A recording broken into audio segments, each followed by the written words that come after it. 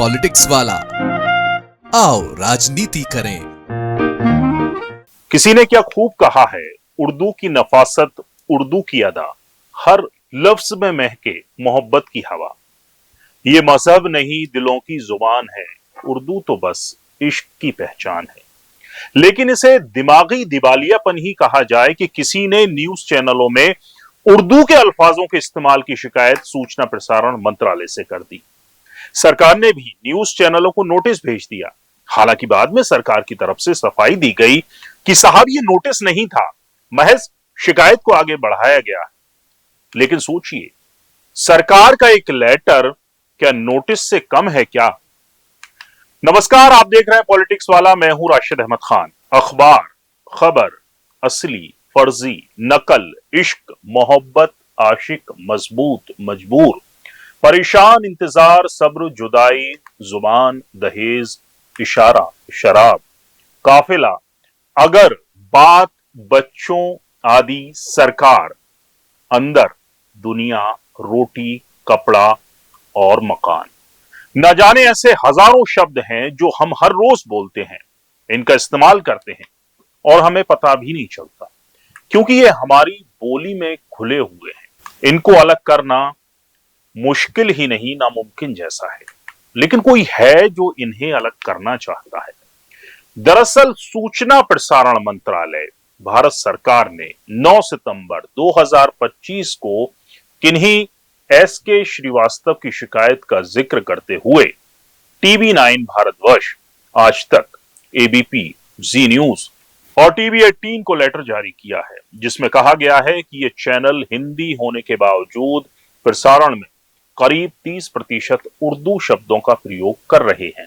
महाराष्ट्र के ठाणे के निवासी एसके श्रीवास्तव ने 9 सितंबर 2025 को CPGRAMS पोर्टल पर शिकायत दर्ज की थी कि हिंदी न्यूज चैनल, जिनके हमने अभी आपको नाम बताए, अपने प्रसारण में लगभग 30% उर्दू शब्दों का प्रयोग कर रहे हैं। शिकायतकर्ता का दावा है कि ये चैनल हिंदी न्यूज चैनल होने का दावा करते हैं, लेकिन अपनी रोजाना की टिप्पणियों में अन्य भाषाओं का इस्तेमाल कर रहे हैं, जो जनता के साथ धोखाधड़ी और आपराधिक कृत्य है। उन्होंने मांग की कि इन चैनलों की भाषा विशेषज्ञ नियुक्त करने और अपनी वेबसाइट पर भाषा विशेषज्ञ का प्रमाण पत्र साझा करने का निर्देश दिया जाए, जिसके बाद सूचना प्रसारण मंत्रालय ने न्यूज चैनलों को नोटिस जारी किए। हालांकि सोशल मीडिया पर मुद्दा गरमाने के बाद सरकार ने सफाई दी है कि यह नोटिस नहीं बल्कि शिकायत को आगे बढ़ाया गया है। लेकिन ये आप भी जानते हैं कि सरकार का लेटर आदेश से कम नहीं होता। ऐसे में सवाल यही है कि क्या सरकार का उर्दू हटाओ अभियान का हिस्सा तो नहीं है? ये कुछ लोग आरोप लगा रहे हैं कि सरकार उर्दू को हटाना चाहती है। वैसे उर्दू किसी धर्म विशेष की भाषा नहीं है, और ऐसा हम नहीं बल्कि सुप्रीम कोर्ट भी मानता है। 16 अप्रैल 2025 को सुप्रीम कोर्ट ने महाराष्ट्र की एक नगर परिषद के साइन बोर्ड पर उर्दू के इस्तेमाल को चुनौती देने वाली याचिका को खारिज करते हुए कहा था कि भाषा कोई धर्म नहीं है और इसे लोगों को बांटने का कारण नहीं बनना चाहिए। साथ ही उर्दू गंगा जमनी तहजीब या हिंदुस्तानी तहजीब का बेहतरीन नमूना है।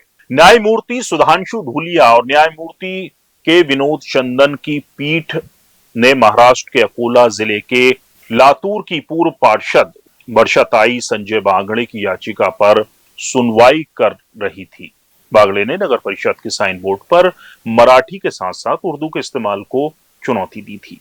उन्होंने तर्क दिया था कि नगर परिषद का काम केवल मराठी में ही किया जा सकता है और साइन बोर्ड पर भी उर्दू का इस्तेमाल जायज नहीं है, जिस पर सुप्रीम कोर्ट ने कहा कि भाषा धर्म नहीं है और यह धर्म का प्रतिनिधित्व भी नहीं करती। कोर्ट ने कहा, भाषा किसी समुदाय और उसके लोगों की सभ्यता की प्रगति को मापने का सिर्फ पैमाना है। उर्दू के मामले में भी यही बात लागू होती है, जो गंगा जमनी तहजीब का बेहतरीन नमूना है, या हिंदुस्तानी तहजीब, जो उत्तरी और मध्य भारत के मैदानी इलाकों की मिली-जुली सांस्कृतिक प्रकृति है।